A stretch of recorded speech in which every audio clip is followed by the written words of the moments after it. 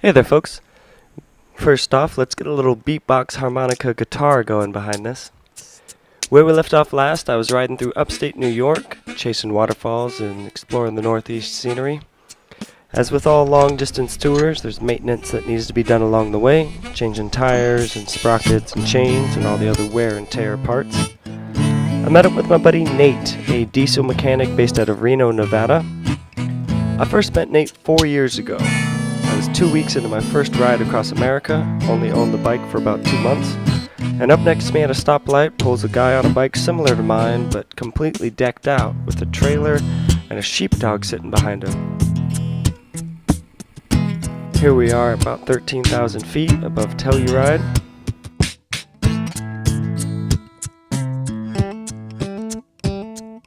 Having someone else around that was a little more experienced allowed me to be a little more reckless, try some things that I wouldn't normally do.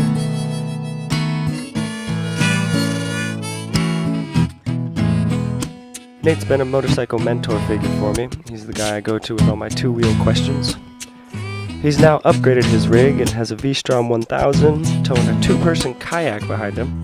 My bike's changed a little bit over the years as well.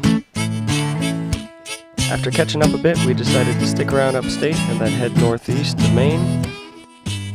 It's pretty rare to see a motorcycle towing a kayak, so whenever we stopped, Nate was sure to attract some attention and get some questions.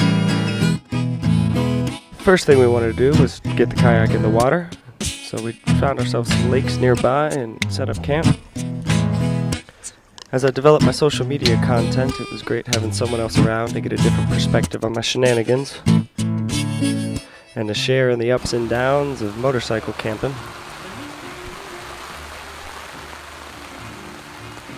It ain't all sunshine and rainbows out here on the road. Some days you just gotta rough it. Some days, but we're totally dry. We got music. We're gonna start a fire later. This is our last beer though.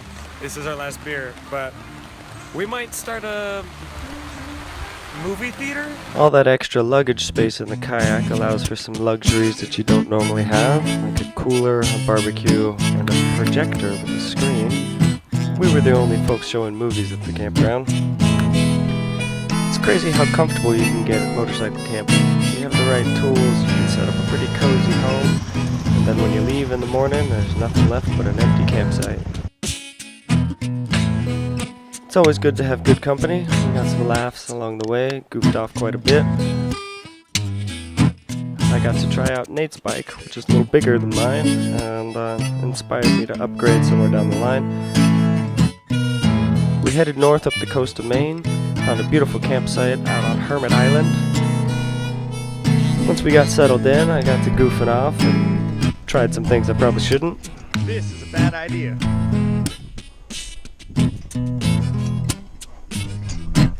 No substitute for experience, and I learned my lesson.